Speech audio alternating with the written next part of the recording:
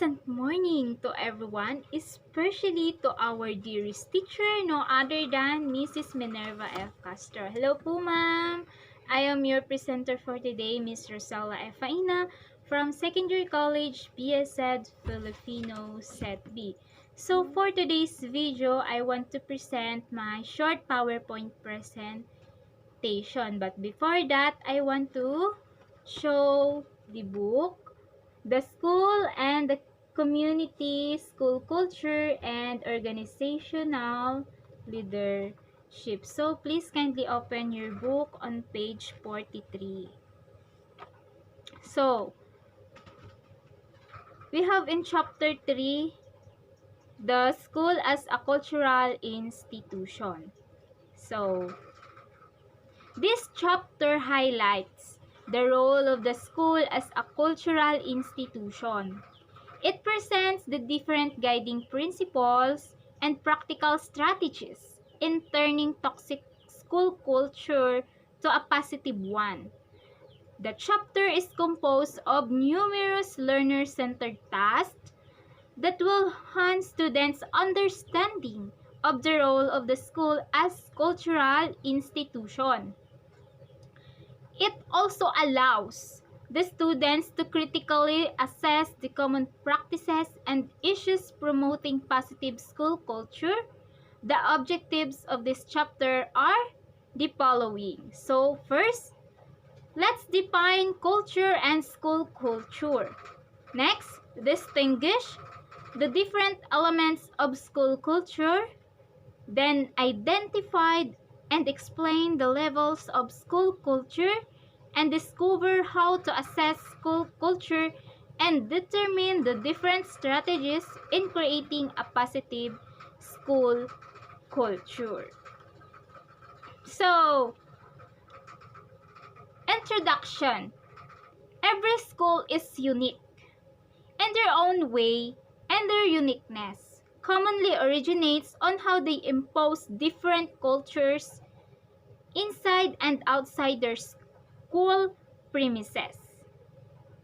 According to Zelznick, 1957, claimed that culture is the distinctive identity of a school from the other schools, but some school cultures are common across schools and some are unique and embedded in particular schools' history and location. So now let us define what is culture is. So nowadays, due to knowledge explosion, several definitions of culture have emerged.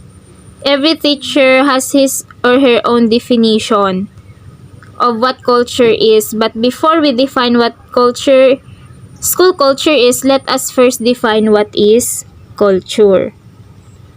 So, according to Edward Tyler, culture refers to that complex whole which includes knowledge, beliefs, arts, morals, law, customs, and any other capabilities and habits acquired by man as a member of society. So, in addition, according to Dell and Peterson in 2002, claim that the term culture best denotes the complex elements of values, traditions, language, and purpose in a given setting.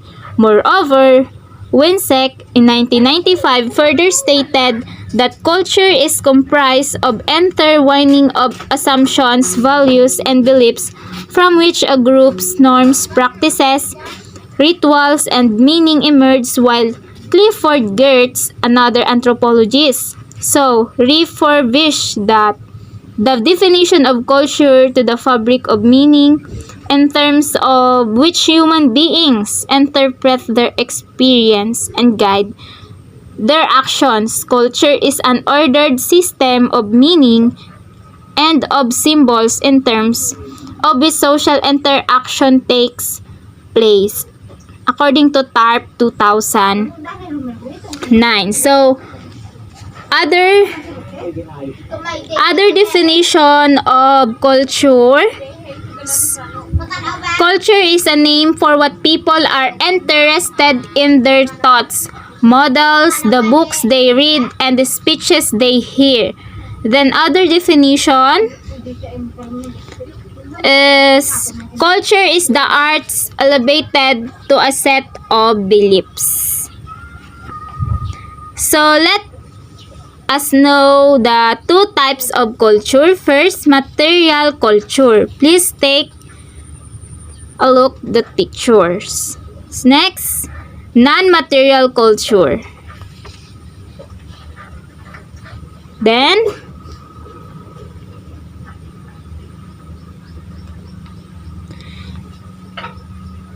let us know characteristic of a culture. We have learned and acquired, shared and transmitted, social, gratifies human needs, tends toward integration, additional, adaptive, and cumulative. Then, let us know what is norms. Norms, these are guides or models of behavior which tell us what is appropriate or inappropriate, what is right or wrong. So, we have samples. So, folkways, laws, and mores. Then, values. What is values? Values represent the standards we use to evaluate the desirability of things. So, sample, achievement, success, activity and work, moral orientation, humanitarian, efficiency, and practicality. That's the elements of culture. Then, next, we have language. It refers to a system of symbols that have a specific arbitrary meaning in a given society. Then we have fashion, fads, and grace. These are other elements of culture that are short-lived social norms with which people are expected to comply with. Then, let us proceed to the functions of culture, such as culture serves as trademark or a special feature that distinguishes one society from one another. Then culture brings together, contains, and interprets the values of a society in a more or less systematic manner. And culture provides one or the most important base for social solidarity. And then culture provides a blueprint of as well as the materials for social structure. Then,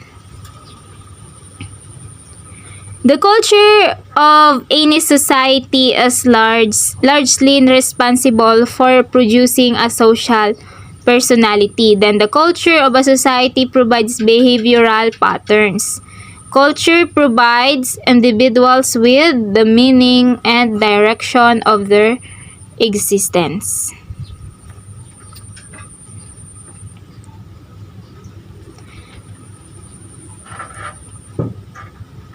School culture, the basic assumptions, norms, and values, and cultural artifacts that are shared by school members, which is influence their functioning at school. School performance. What is school performance? Reflects that the effectiveness and efficiency of the schooling process. Effectiveness in a general sense refers to the accomplishment of the school's objectives.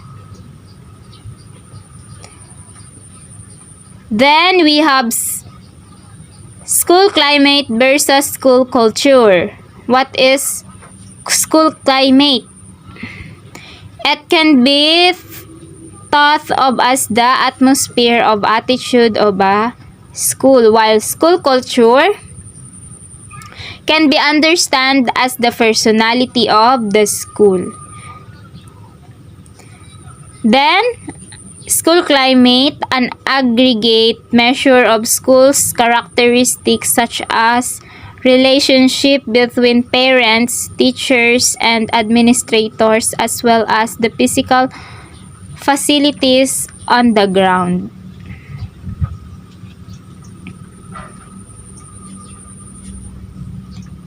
Next, for school culture,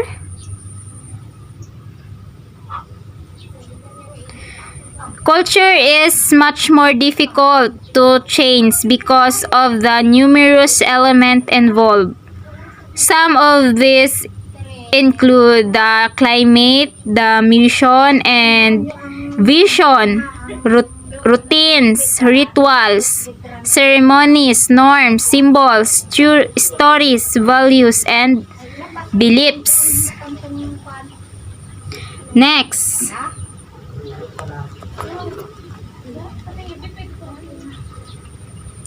what is positive culture and climate?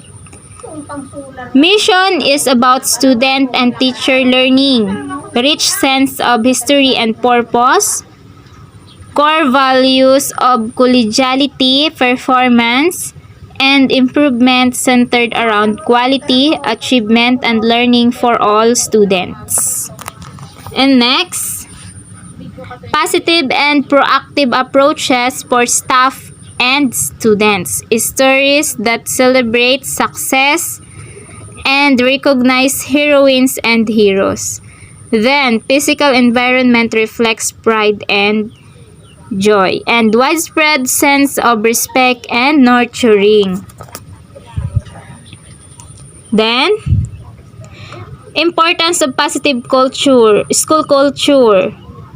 First is to satisfy the human being's needs for belonging and sense of community. So, research has found when teachers and students feel a sense of community, he or she is more satisfied with the work that is done. It's more likely to attend school, enjoy what he or she is doing, and has higher achievement. The school community will be much more likely succeed if there's a sense of significance and encouragement rather than competition and hopelessness. That is why school culture should focus on strengths, collaboration, productivity, communication, relationships, improvements, and kindness. Therefore, it is essential that leaders in schools are working to create a safe, caring, responsive, positive school culture to assure individuals are provided with the opportunities to be successful. Then, strategies for creating a positive culture. Gruner and Whitaker on 2015 discussed a few key aspects to shape a new school culture. So first, understand the concept of school culture. Know what it is and what it is not. So understand your school's culture by knowing leverage points and barriers and recognizing and acknowledging the current status of the school as well as what the past entailed. Once all of this is understood, one can begin to shape the school culture by building a team, describing the change that is wanted, appreciating what is working well, and building the capacity to change. So that's right.